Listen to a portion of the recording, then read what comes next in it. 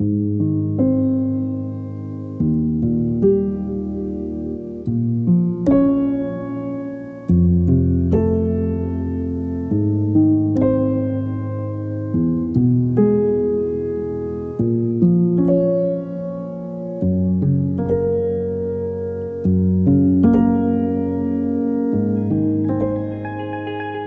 would like to thank you. Thanks to Anna again.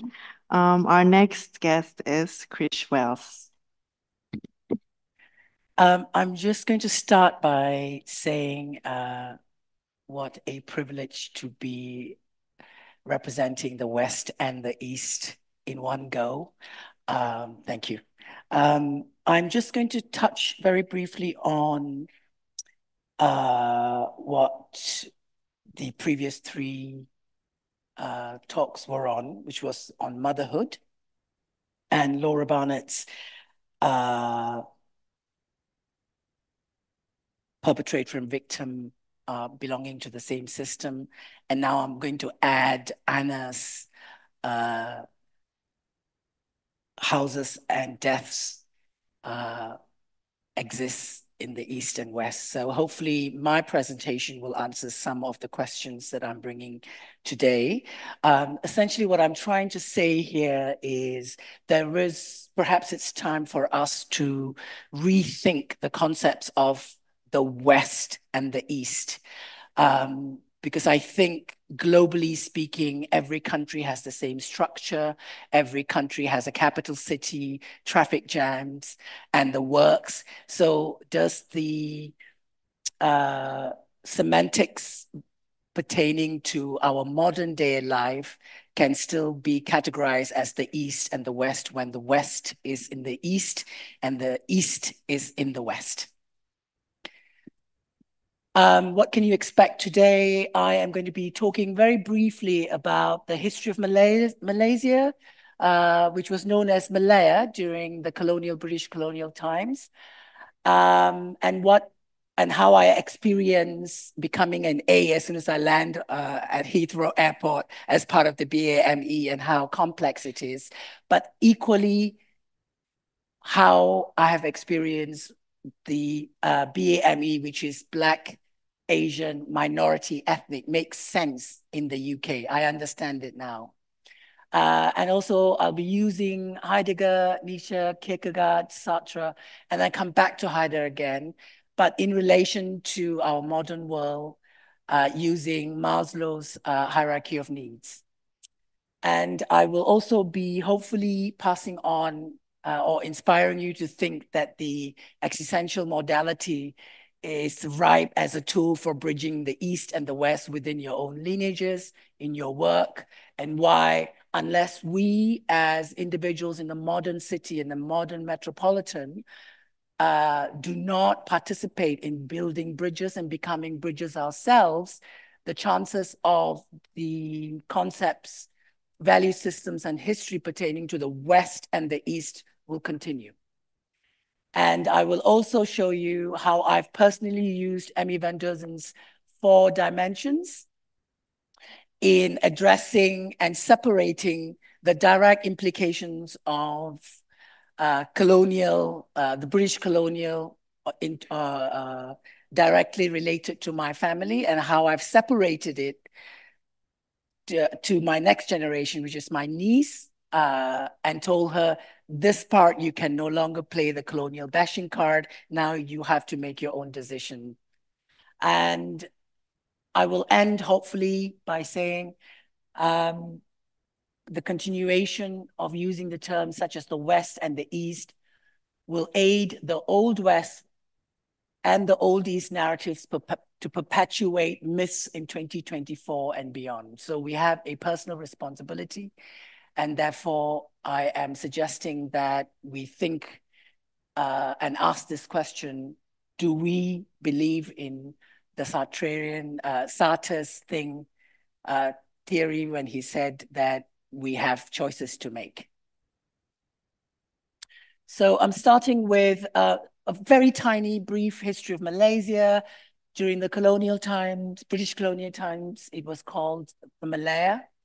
But the history before the British came in 1786, you had the South Indian Empire dynasty called the Pallava. You had the Srivijaya Empire and the Chinese dynasties. These were all part of a trading route by the ancient trading route. And then the Portuguese came, the Dutch came, and then the British came in from the 1786 onwards. And then briefly, we had Japan occupied Malaya, and the British occupation of Malaya ended on 31st August 1957, 10 years after India's independence. Singapore was part of the whole history, but Singapore was expelled in 1965 for political reasons. So the Singapore you know now is a creation from 1965. And if human motivation can motivate you to make something out of yourself and your trauma, because for Singapore, it was very traumatic. In Singapore, they call it the divorce when they were expelled. They are one of the highest GDP rated nations in the world right now. So if you see on the right-hand side, there are many ethnicities down there. I come into the category of Indians of 6.6% of the total population are currently standing at 33 million. Yeah. So Malaya was the biggest rubber and tin exporter for the whole world. But 75% of the world tin and rubber was from the peninsula Malaysia. And Malaysia has always had Chinese and Indians, part of the old cultures, intertwined with the peninsula Malaya for beyond 400 to 500 years before the British came. And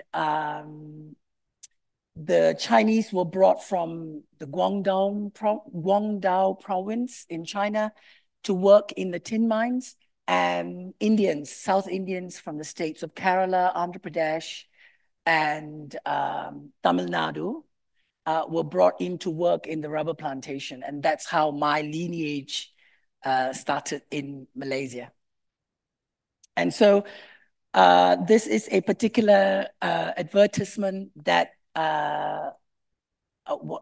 was published in a UK publication that said the Malaysian rubber plantation rely for their labor force chiefly upon Tamil immigrants from southern India who may be described as the very backbone of industry. The work is peculiarly suited to their capabilities. They earn good pay and are excellently housed, while their general welfare is the care of a specifically appointed committee. Absolute lie. It was called the Kangani system. Kangani system is really the British plantation owners hired a person from the regional villages where they were hired, and they were the middle person. Yeah. So that is the system by which my lineage came in much later years. So these are some of the semantics pertaining to how the West portrayed and subscribed and talked about people in the East. When a European paid a visit to the East Indies, the only Malays, Indians, and Chinese he would meet were coolies on rubber plantation, houseboys, and cooks in bungalows, barmen, in clubs and hotels. He tended specifically, if he could not speak their language, to regard them as mere colorful extras. That made me really laugh out loud. But this is by one of my favorite authors, Anthony Burgess. He's done a lot of books called Stories from the Far East. And I'm highlighting here that this was the Old East through the lenses of the Old West. And this is another one here. My favorite actress of all time. I still watch it on Sundays, believe it or not. Not particularly this film, but Betty Davis. This particular film, if you get a chance, is called The Letter. It really shows you how things were back then in terms of the old and the East. And as you can see, I've highlighted in Somerset Maugham's book, because this film is based on Somerset Maugham, uh, called The Letter. This is how it was written: Black Indians, Tamils, yellow Chinks, brown Malays, Armenians, Jews, and Bengalis. That is the semantics pertaining to Old West, describing the Old East. Yeah. So here is a photo of William Kelly Smith. He was a plantation owner. I used to pass him by to school, walking for about half an hour. As you can see him in the middle amongst the South Indian god-looking statues. These were on top of a temple. And he is a wonderful representation for me, because when I was growing up, my mother used to say, someday you'll be wearing one of those hats and you will be dining and you'll be having good discussions with people who wear those kind of uniform. She was alluding to the fact that he was the colonial master and the rest were there were us and there was them. But she always said that the day will come, things will change, where all of us will be able to break bread and talk to each other. So I put this here because this is one example of Asia still, where we still preserve our history. We do not go and break it just because there was hurt caused by specific people. We don't destroy statues. We don't destroy history pertaining to statues. We keep it to show that how far we have come. So another one, this is a brand new one that happened 7 months ago. This band, I've never heard of them until they came to Malaysia. They came as part of the Fire Festival, um, Fire Festival, music festival. They perform. The band leader took it upon himself to challenge the Malaysian authorities by performing a same-sex kiss with his band member, and then he got on a plane and went back. Now, the question I ask is, who does it benefit when an individual literally lands in their private plane, kisses another man with good intentions to support the LGBTQ population, but who does it benefit? The result now from 8 months ago is that the Malaysian government, in true Asian style, has now installed a plug, a switch that they call it the kill switch now. Anything that does not work for Malaysian government and the way of life, they will ask the staff to go and press the kill switch. That is what they have achieved. They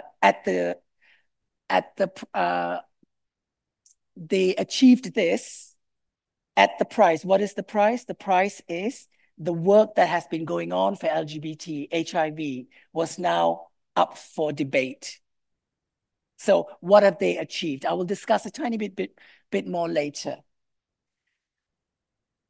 So these are my parents when they got married.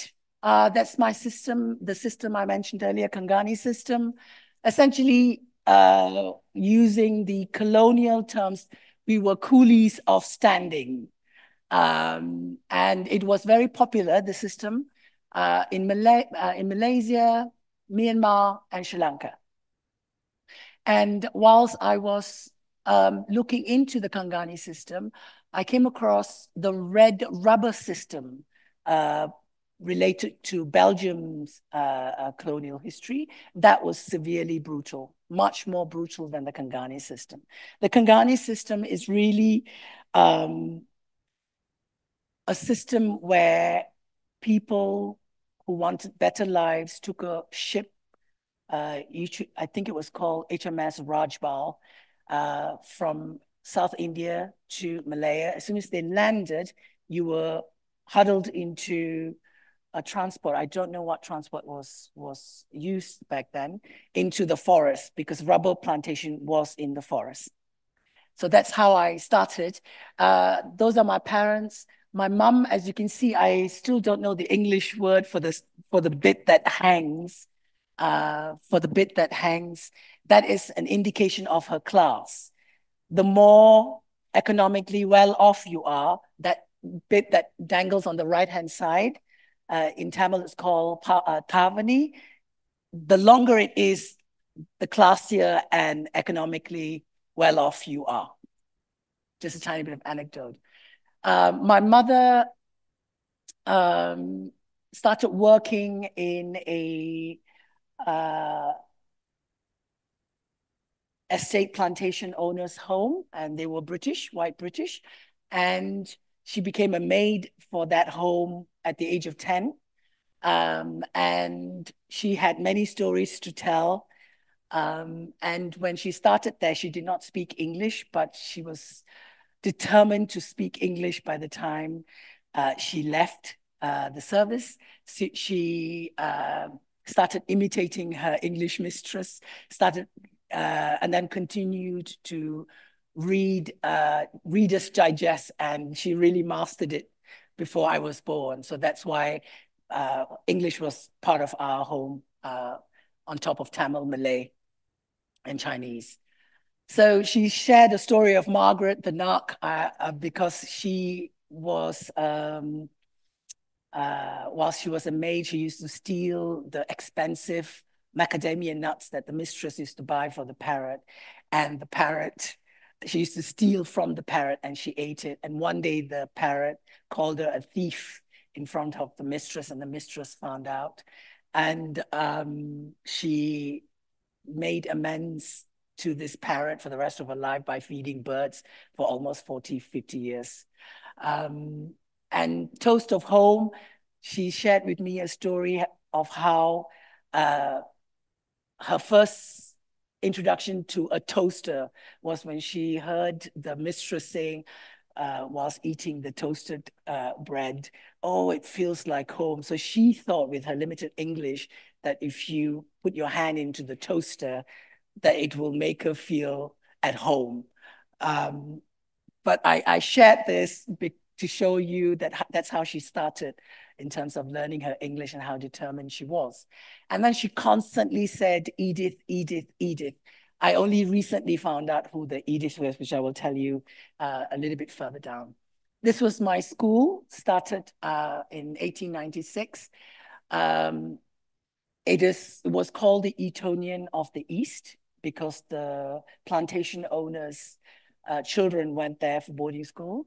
And then post-independence, it became a school that continued many of the syllabus of the British education system. I've attached this school is because whilst the British left, the education system, the legal system, and the railway system was left behind. And I believe some of the other colonial histories like Belgium and France and Italy did not do so. Therefore, most of the Commonwealth countries had something to start off and go further. So here are the hate crime from last year from the UK. And when I saw the term race, I automatically thought, I wonder how many people automatically think race means white against not white, because it's simply not true. Absolutely not true. So I started asking myself, what does the BAME about as part of my doctorate? I started asking, what about the A in relation to the British history? What about the BAME and amongst themselves? As far as I know, there is a lot of racism between Asians and people who identify as Black based on the skin color. And I think it's time to address that. And so I ask, is it a West issue? Is it an East issue? Or is it a humanity issue to be bridged? And what about the racism between the G within the G, gay within the gay community?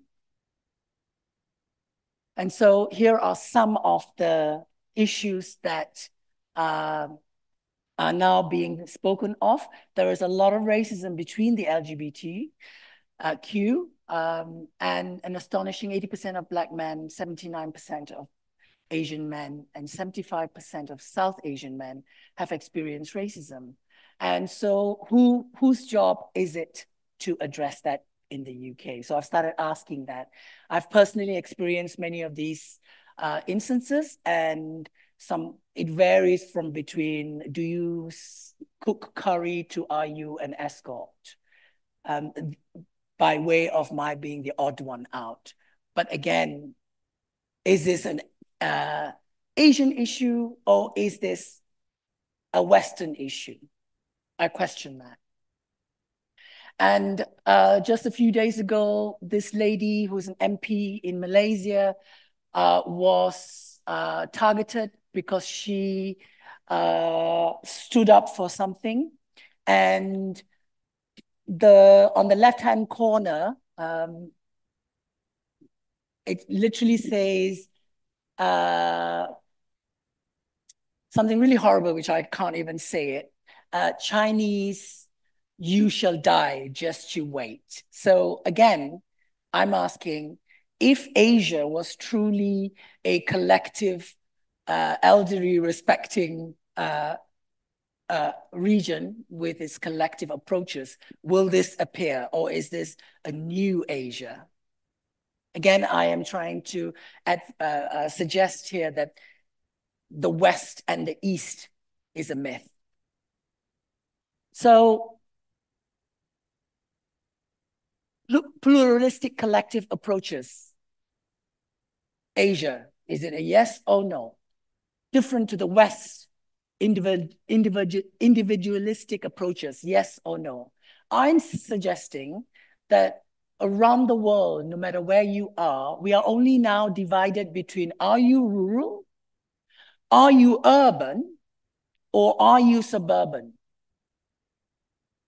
There is no East and West between rural, urban, and suburban.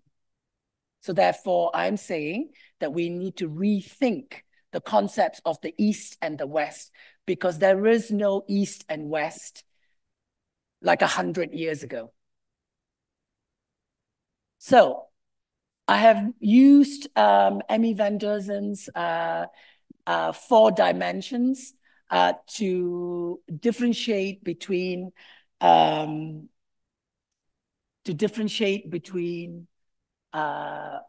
how, if I am directly been affected by the colonial legacies, by the colonial master, or is it a policing and keeping the legacies of the colonial experiences through generational trauma by the British or my very own kind? So the way I explained to my niece was simply, I said to her that in our culture, meaning South Indian culture, we think anything that's fair-skinned is better. Anything that is Anglified is better. So I divided it into these 4 dimensions. I mean, not divided, I stole it from Emmy Van Derzen and then applied it a little bit to my niece. And I explained to her, in your personal matter, if you still have issues pertaining to the skin of your color, who has passed it on to you? Was it a colonial master, like your grandmother experienced? Or was it your parents? In the social dimension, the value system added to your gender and your skin color, for example, was it passed on to you by your own kind, your parents, or was it the colonial master? So using this, I brought my niece to a specific space, mental space for her to take personal responsibility by way of generational, passing on things generationally. I made sure that I told her, this is what I told her. If we were to be a bridge to stop people continuing passing on old semantics pertaining to colonial West and East is like this, West is like this, we have to take personal responsibility, full stop. Irrelevant of what has happened to us, we still need to make decisions as to whether we want to utilize a diagnosis, a mental health breakdown into something, or we're going to allow it to define you. Particularly the policing of other human beings through the name of culture, religion, and community. So Ayurvedic medicine, in Ayurvedic medicine, good luck to you trying to find this in India or Asia right now. This was the old wisdom tradition. In Ayurvedic tradition, when you are wounded, they see it as the place that the light enters. I call it the phenomenology of healing process. Your process starts. Without this breakdown of a burnout, mental health crisis, etc., the Vedic science says that without a breakdown of any kind, if you keep going as a robot, you continue, you will never be able to ask, what am I? What is this human being all about? Anxiety, depression, suicidal ideation. And in our culture, there is no mental health administrator, doctor, or who can diagnose. We only have the being that administers, addresses a heavy heart. So therefore, if I were to translate my qualification when I finish, it will be administrator of a heavy heart. So there is no diagnosis in there. And you will see a lot of gods and goddesses in the Indian cultural thing. Basically, it's a metaphoric culture where these heads are all many roles that a human being has to deal with on a daily basis. Therefore, it is mental health already. They were already talking about the burden of being alive, the burden of dealing with X, the burden of dealing with Y. So therefore, there are no gods if you really go to the Indian way, which does not exist because it's very medicalized there. But it is going back slowly because it's the rise of the middle class population in India. So like this namaskaram is different than namaste. Namaste is greeting. Namaskaram is predominantly used very much in the South. It's really taking your right hand and your left hand, bringing it together because both one represents the left brain and one represents the right brain. And we do namaskaram to you so that before the voice in the head comes up with a phenomenology of you within 30 seconds flat. So those are the kind of stuff that existed. This book I recommend, there's two books I recommend if you want to see how the old and the East, Old West and the New East mixes together and what we can do with that. The reason why I'm talking about the East and West now is because between India and China, the number of population below the age of 35 is 65% of the world population. So these individuals will be coming to you in your therapy room in trying to understand which percentage am I truly Western, which percentage am I truly Eastern, which aspects of my life am I Eastern and Western, because they both exist. And so this one here, I'm supposed to play it. Can we play it? Can you press play? Oh, no? Probably not. I think I probably gave the wrong one. It's okay. Forgive me. I will switch. So there is a clip here. I don't know if you've come across. A Singaporean MP was grilled to the maximum in Washington, D.C., at the White House. And the senator, the Washington, D.C. senator, kept asking the Singapore MP, are you communist? Are you communist? And the Singaporean MP kept saying, Senator, I'm Singaporean. Senator, I'm Singaporean. It's worth watching. I think, and I really liked that clip because it made me think, is it Old West or New East? Is questioning who's new, who is old here, if we were to use the Old West and the Old East. This is what I am currently working on. I am studying, I'm researching the Muslim men who have sex with men in the LGBT community in the UK and their lived experiences of chemsex. And this is a work in progress. I'm still in the recruitment process.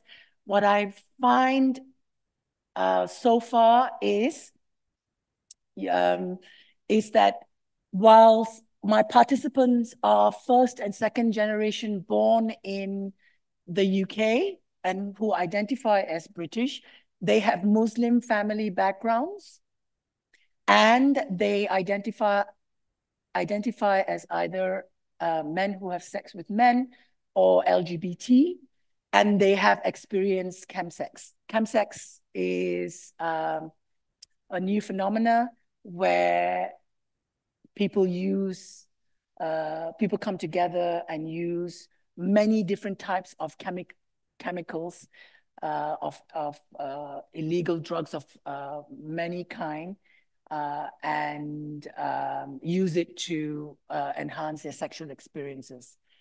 So what I find is that talking to these individuals, they are asking themselves while saying, I'm British, but I have experienced homophobia.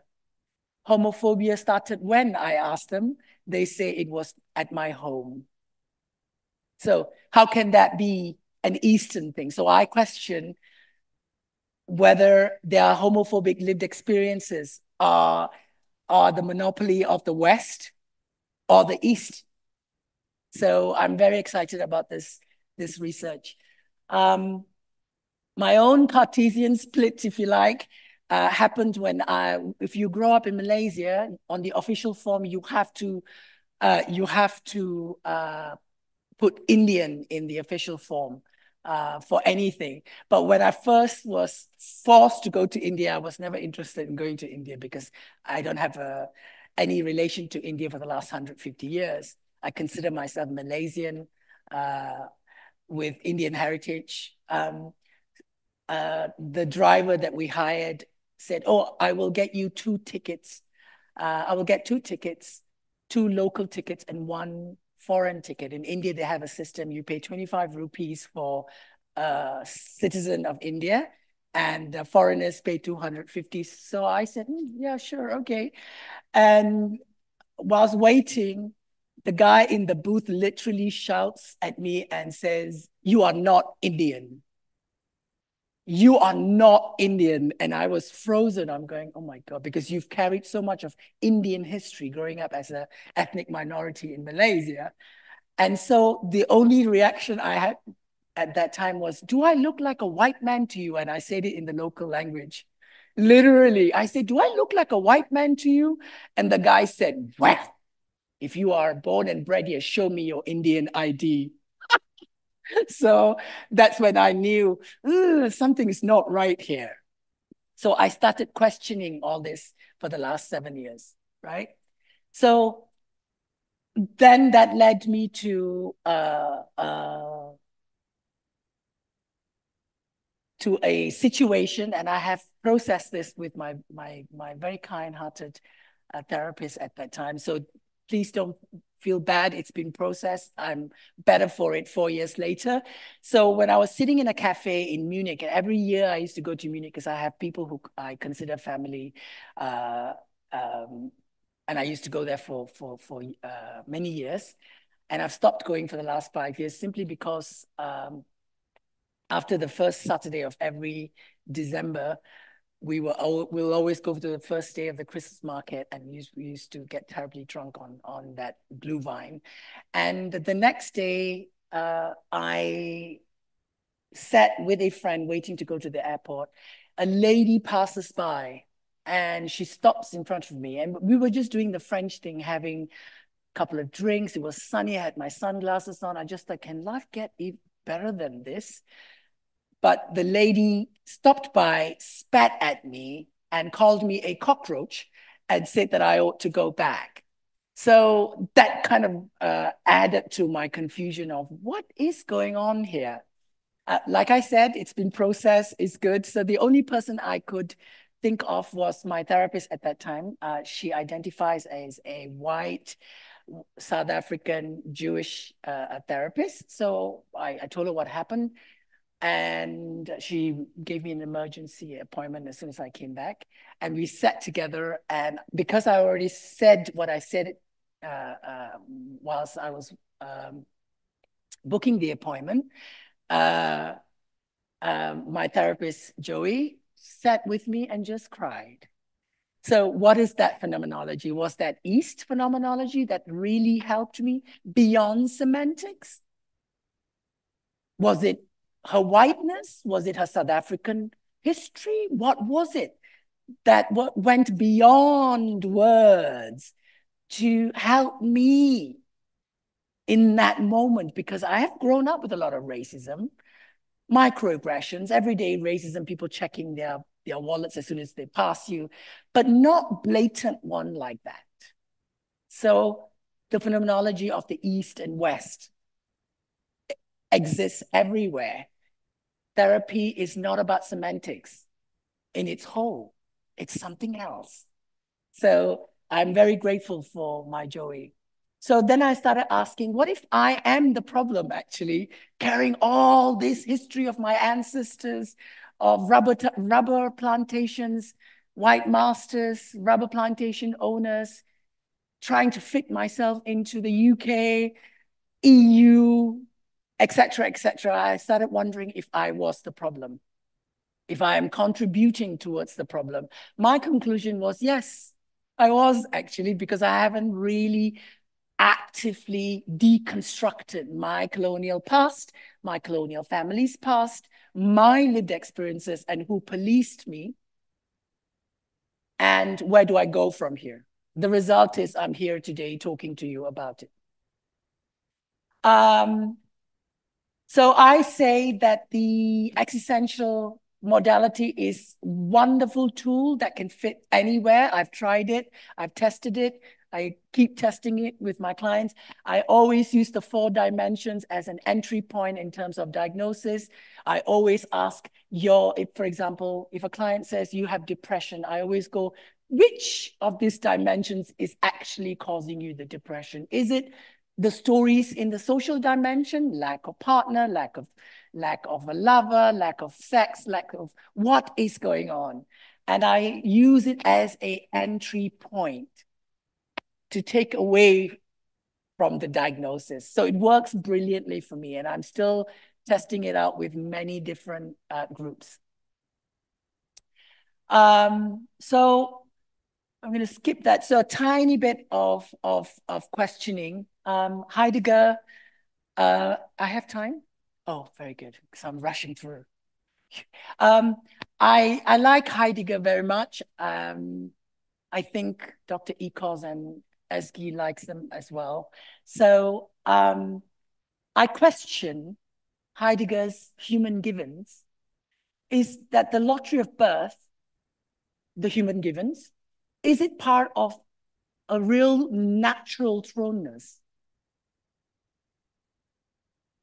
How will Heidegger respond to living in a city like London today, when contemplation, being able to contemplate with a cup of tea or a hot beverage with no worries, is a luxury in relation to Maslow's hierarchy? These are all existential givens today. So I'm a fan of applying philosophies, but also bringing them into our modern world to see how clients react, how clients see. For example, if I take the ideas of Turkey, for example, East, West, modern, Europe, everything is there. On top of that, you have hundreds and thousands of years of history. How do we arrive to a point where we are applying philosophy, existential ways of living to today? Because our clients want answers today, in today's life. So I also ask, what will Nietzsche say if challenged, if the notion of contemplating what is my personal perspective, what is my personal perspective? If I were to challenge him saying, no, that's still a luxury. A lot of people are struggling right now. People do not have. I wonder what he will say. Again, for Kierkegaard as well, what if the world as we know it today does not allow taking a faithful leap without worrying about making ends meet every month?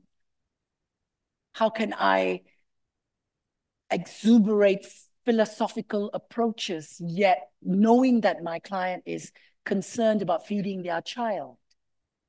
And this is a universal theme around the world. It is not an East and the West. And Sartre, I do like him on a good day, but on a foul day, I don't think I can relate to him, but I generally like him. Can we really break free as an individual despite having the desire? I have a desire to break free. I do. But can we really break free? Can we really break free from the social dimension? Who am I without the other? Can I stay home and say, I am like I'm on LSD? I am, what is that? Life? So there's something there in today's life, West and East. Everywhere you have systemic social dimensions, lottery of birth, postcode dictates which school you're going to go to, and then is your pathway to university, or do you have to go to work? I used to think that this is a Malaysian, Asian, ex-Commonwealth. No, absolutely not true. It exists right in the UK. North, south, east, west, people who live in council, people who are council tenants. These are all the same. So my conclusion, again, I'm saying there is no East and West. So coming back to Heidegger, I am trying to ask myself these days this question. Could it be that the concept of the process of becoming may not be applicable? What if we never become anything? We never arrive anywhere, but actually in the process of being engaged with life, no matter what is thrown at us, that we are actually already becoming. But what if in our minds we think that there is an arrival point, but maybe that arrival point will never come, except the station changes. Every day you achieve something, then boom, it changes. We have to still learn something. We have a new colleague to deal with, a new boss to deal with. What if the process of becoming is a lie? What if there is no process of becoming? What if We are born and we die. In between is the process of becoming, and we are constantly adjusting to stations. 10 minutes, thank you. These are the modern world, people who live in city, people who live in country, people who produce food, people who stock food, people who have savings and people who do not have savings, people who go to university, and people who must find work immediately after school, people who inherit and people who cannot afford to rent. There is no East and West. This is a global human problem. Yeah. And of course, my favorite is generation that thinks they knew better how to do life. And then the generation that thinks they know all because they have spent 12 hours on TikTok and Instagram. That's my favorite. One of my favorite irritation with this quote, which is, when man is tired of London, he's tired of life. I always grew up thinking, gosh, London must be fabulous. It must be X, Y, and Z.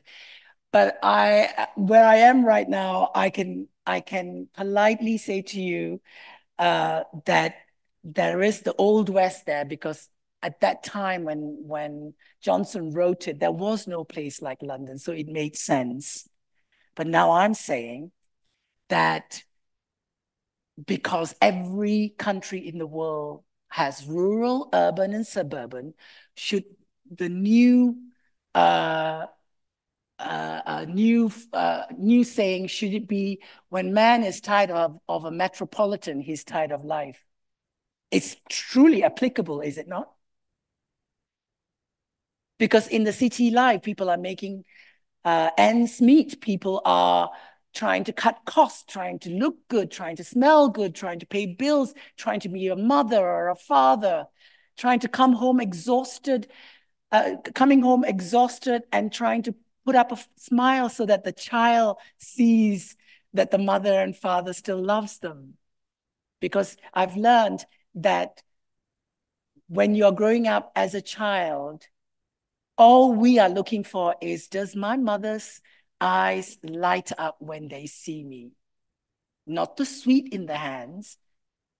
Does my father's eyes light up when they see me, when they come home? And that is a human issue right now in the context of rural, urban, and suburban. So where is the East and the West?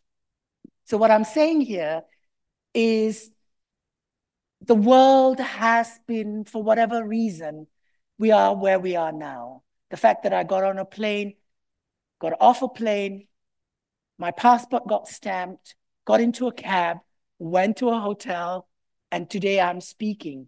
And this is a standard procedure across the world, whether you're flying east or whether you're flying west. So science of the east or the west, I'm saying, irrelevant of any modality that you are practicing,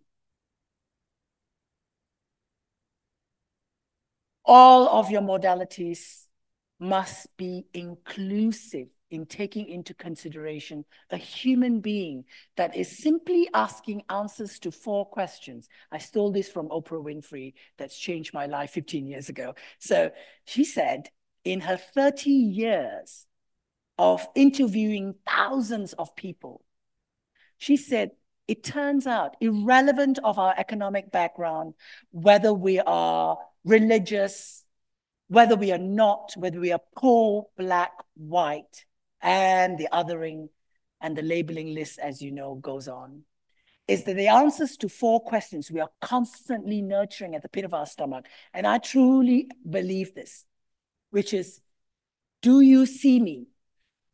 Do you hear me? Does what I say matter to you? And will you hold my hand when I'm weak and vulnerable? This is what we are asking for. As a child, if we do not get answers to this, we'll go down many routes, and that includes achievements. So affiliations must be of inclusiveness. We live in a society where we do not know our neighbors. I thought Asia was so not like this. Good luck. After spending more than 2 decades in Europe, I've been based in Malaysia now. Boy, have uh, uh, London bashing, Europe bashing come and bite me. Karma is bad. I realized that even in Kuala Lumpur, nobody knows each other anymore. So where is the East that I carried so much? It's a myth. It's an absolute lie. And if you look at Turkey, for example, you have everything here, but how this everything is managed, channeled, nurtured through your therapy rooms is going to set you apart as existential therapists, because the SEA modalities does work. It's applicable across the planet. It really does. It's only a matter of which entry point, which ethnic minority experienced what between minority experiences in relation to a majority experiences. So there is no white and BAME, black, Asian, etc., etc. However, there are still a lot of things to be processed, to be understood, to acknowledged. 5 minutes. So brown politicians in the UK, what are they? East? West? I don't know the answers. Only the people of the UK can answer this. What are they? Do they represent the East? In the West, are they old? I don't know. The band 1975 gave a interview a few weeks ago. They said that they were challenging they were irate because homosexuality is criminalized and punishable by death. Absolutely not true. It's a lie. Homosexuality is not punishable by death in Malaysia.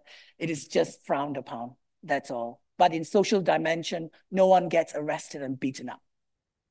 That's a fact. So he doesn't know what he's talking about. So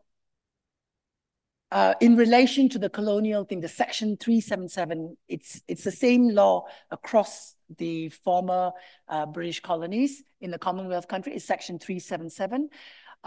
It's really, so he says that to eliminate any routine part of the show in an effort to appease the Malaysian authorities, bigoted views of LGBTQ people must be passive endorsement of those politics. My argument is, first of all, why do you think that a method, a modality that worked in the UK, who is so far, who have so far progressed in terms of LGBT stuff, why do you assume in a country like Malaysia, who's only had 50 to 60 years of independence, will work in a country like Malaysia? But if he said that the law was a British law that has been retained by Malaysia, then he would have, in my opinion, he's taking the Old West and the New East, but he didn't. That's where, for me, he went wrong. And I'm sharing this is because these things are playing out every day, the East and the West. And many of the clients that I work with in Asia bring these things to the therapy room.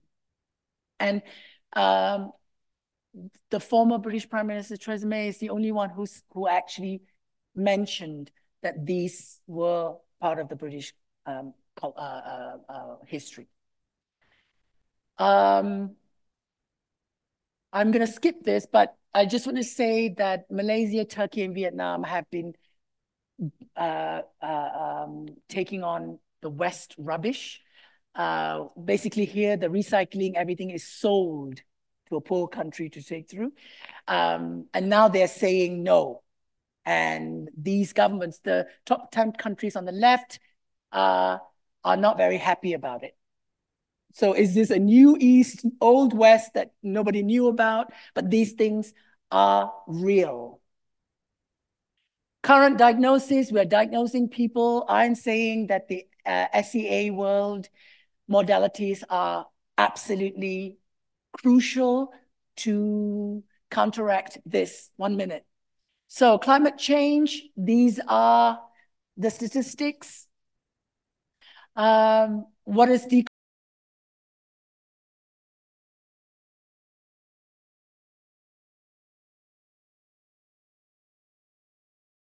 course that I've really cherished now, and I'm going to finish? It could be that you can change it to Western psychology in relation to BAME, because at least you can be the first one to take the first step in saying that, okay, right, our syllabus is Western psychology, but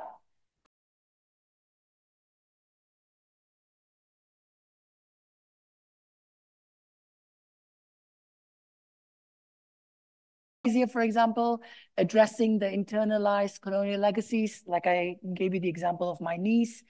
That is the work that I will be doing from now on, separating it to not continue. And so we must build bridges. There are some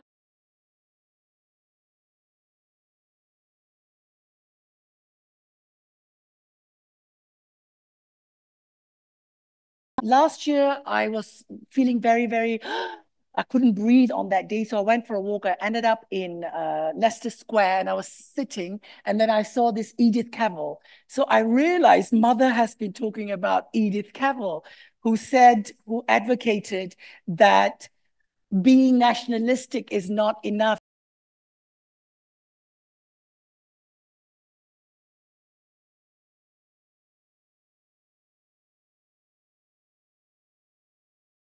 Understood what my mother, who this Edith was. And when I came back after that, I was talking to a friend, and my friend captured this light. And after the call, I found out that my mother passed away during that call. So I believe that she came to say goodbye. And on the same day, I found out Edith Cavell. So she left. So we live in an area or in an era of personal responsibility and accountability and reconciliation. I've taken responsibility, and I shall continue to use the therapeutic modalities to take responsibility, because in the end, for me, diagnosis is just a point of entry to live my best life. And so 100 years ago, if somebody were to tell my ancestors that I will be here doing this, you probably would have laughed. And so this is my thanks to each one of you, from my lineage to yours. And reconciliation is possible. The West and East is a myth. All we have now is humanity with a global level of crisis that we all need to participate in our own way. I thank you.